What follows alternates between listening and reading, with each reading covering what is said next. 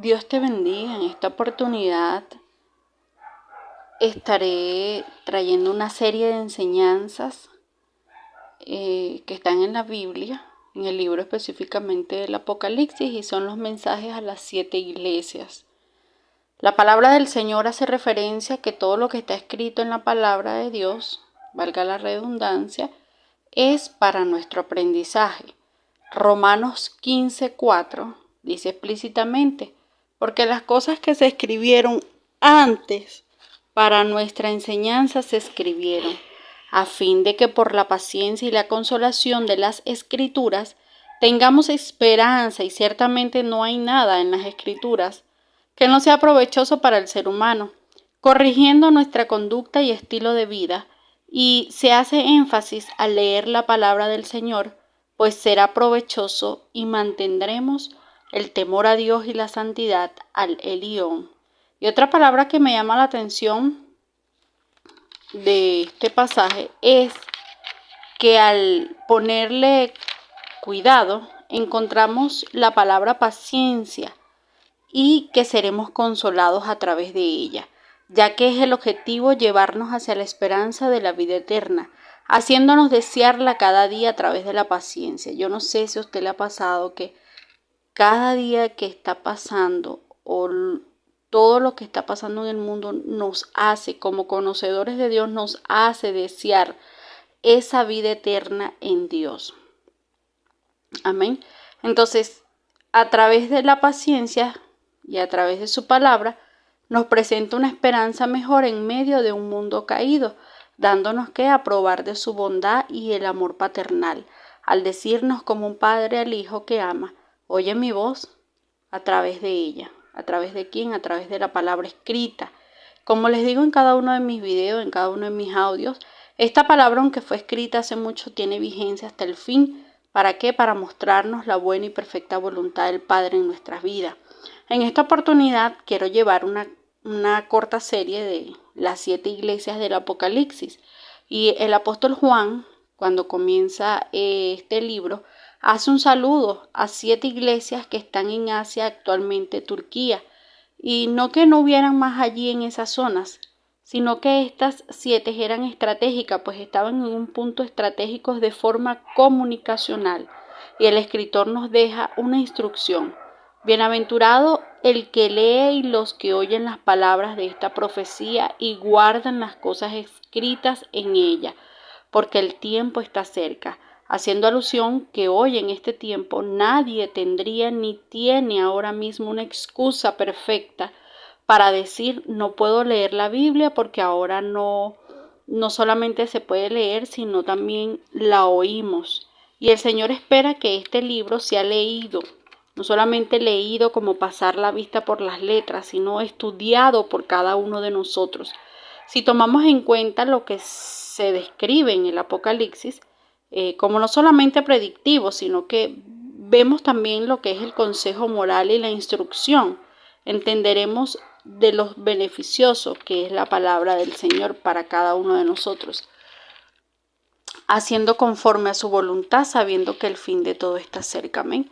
Entonces, dando esta introducción, así comienza el Señor a dar una serie de observaciones a cada una de las iglesias, la cual hoy en pleno siglo XXI se observan con énfasis estas conductas reflejadas allí en este tiempo, que son necesarias erradicar de cada uno de nosotros, los que conformamos el cuerpo de Cristo en todo el mundo. Recordemos que estas palabras no fueron escritas para gente que no conocía al Señor, sino para gente que ya se había convertido al cristianismo.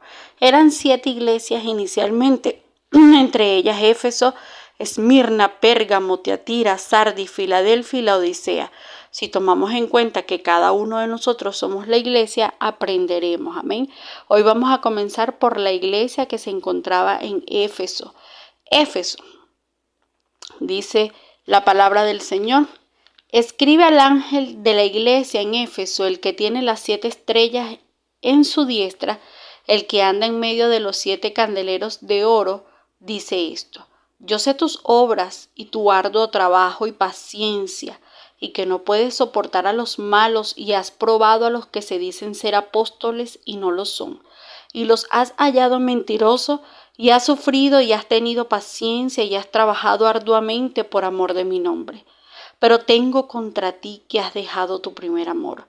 Recuerda, por tanto, de dónde has caído, y arrepiéntete y haz las primeras obras, pues si no vengo enseguida a ti y quitaré tu candelero de su lugar, si no te arrepientes. Pero tienes esto, que aborreces las obras de los nicolaitas, los cuales yo también aborrezco. El que tiene oído, oiga lo que el Espíritu dice a la iglesia. Al que venza le daré a comer del árbol de la vida, el cual está en medio del paraíso de Dios. Para empezar, Éfeso era la ciudad principal de Asia Menor. Era la ciudad donde se adoraba y donde se veneraba a la diosa Artemisa o Diana. De hecho, le habían hecho un templo en esa ciudad. Esa ciudad era el centro de las artes mágicas, del ocultismo, del espiritismo. Las personas, en su mayoría practicantes de la magia, en esta ciudad. Además, Pablo permaneció por al menos 3 años llevando el mensaje. Lo podemos encontrar en el libro de Hechos en el capítulo 19, ¿verdad? Llevaba el mensaje para que estas personas que vivían atrapadas en el practicar, en el estilo de vida de la magia, del ocultismo, del espiritismo, se convirtieran al Señor y dejaran esa vida que no era productiva ni beneficiosa. Sabemos que todas estas raíces de la magia pertenecen exclusivamente a Satanás. Esta ciudad de Éfeso era un lugar muy privilegiado, además económicamente, porque tenía un puerto en particular que era uno de los más importantes del mar Egeo, y era una ciudad opulenta, es decir, ostentosa. Su riqueza se basaba en lo que era el comercio, pues era una ciudad que por su posición geográfica facilitaba el intercambio comercial. Y también Éfeso fue un lugar de peregrinación para los primeros cristianos. Acuérdense que estamos hablando también de lo que fueron el primer siglo, cuando se funda la iglesia cristiana. Entonces, la carta comienza diciendo que el Señor Jesucristo sabía de las obras de los cristianos allí en esa ciudad y sabía que trabajaban duro y de la paciencia que tenían. Recordemos que estas iglesias estaban en grandes persecuciones y todo lo que fue desde el primer siglo. Hace referencia, sé que has tenido paciencia, le dice el Señor, haciendo referencia al consolarse en las promesas del Señor en cuanto a su pueblo fiel que le ama y guarda su palabra. En medio de la crisis, en medio de la adversidad, dice: yo sé que no puedes soportar a los malos y has probado a los que se dicen ser apóstoles.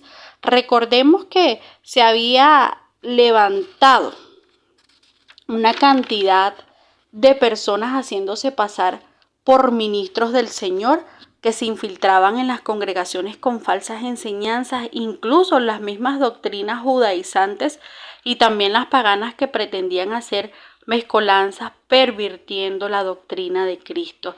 Y hago un paréntesis, puesto que esta ciudad hoy se puede tomar como parte de lo que sería el mundo en el cual vivimos, y la iglesia, cada creyente en medio de toda ella, pues haciendo su trabajo, quizás los creyentes guardando con paciencia la palabra, soportándose unos a otros sin desmayar.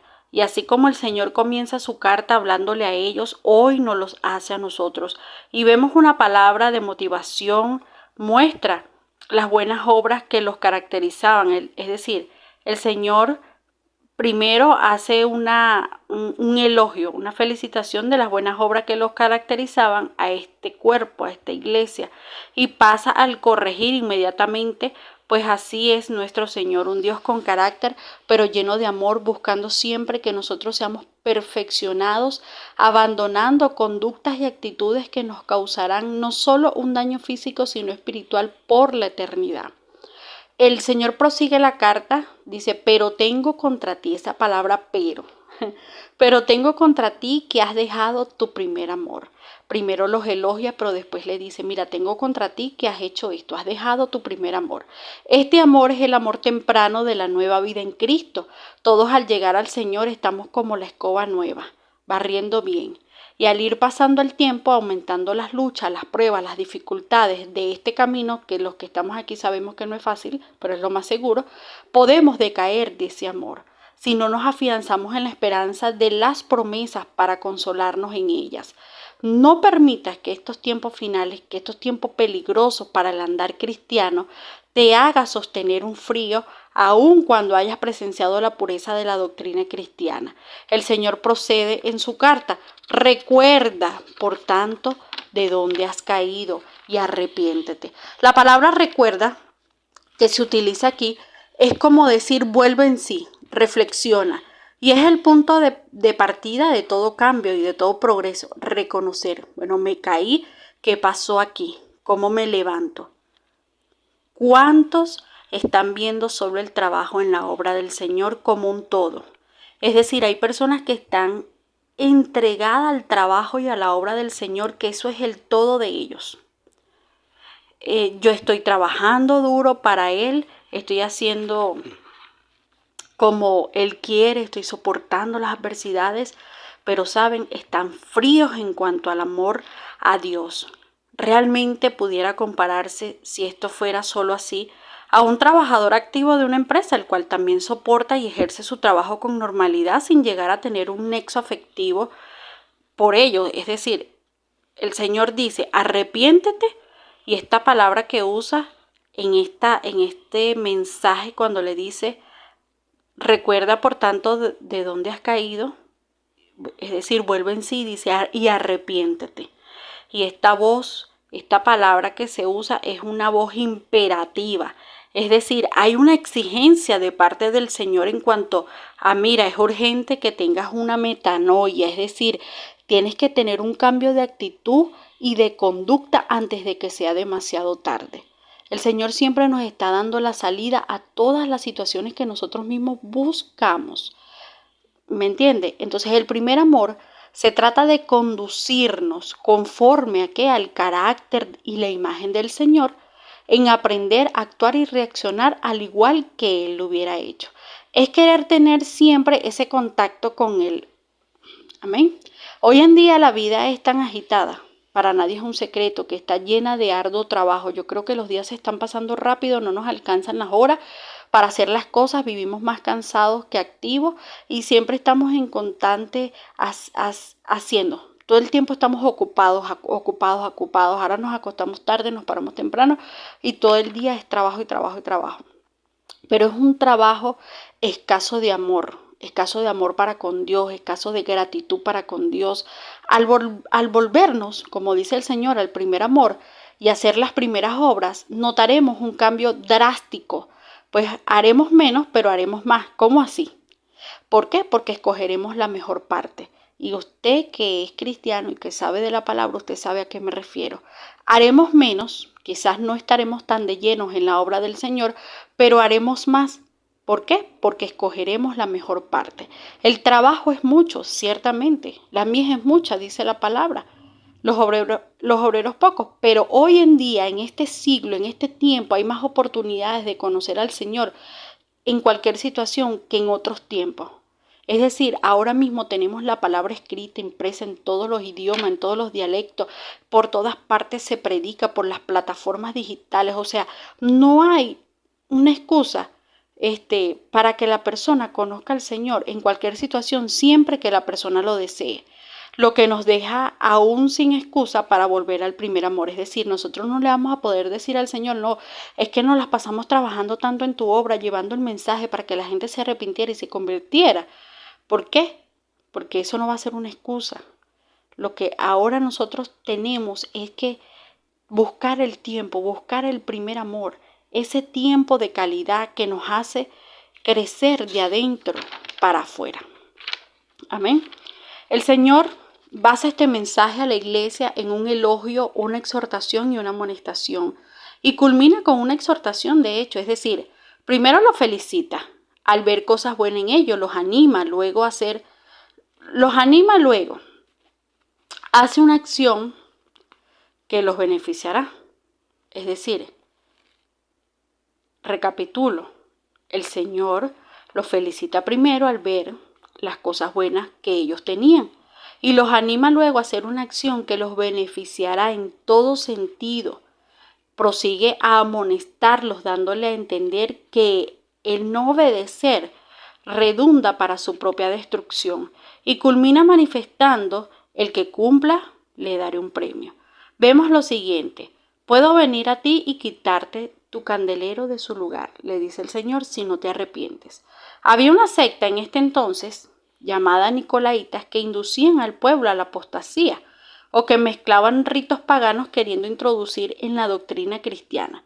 Pero al parecer esta iglesia conocía perfectamente el modus operandi y aborrecían esta clase de cosas, lo cual el Señor se alegra por ello y los elogia, les da una felicitación por ello. Les regala además promesa: mira, si vences todas estas cosas de las cuales yo te estoy amonestando y cumples estas cosas, fruto del árbol de la vida te voy a dar de comer. Si esto, hermanos que hoy me escuchan, no les parece importante para recordar dónde usted cayó y abandonó su primer amor, ¿qué más puede ayudarle entonces a entender? Hermanos, estamos en el fin. Sea usted pretribulacionista o posttribulacionista o el del medio. Pero aquí, hermanos, hay un mensaje en esta carta de parte del Señor, y es que debemos ser diferentes en todo, hasta en nuestra forma de amar al Señor. Diferente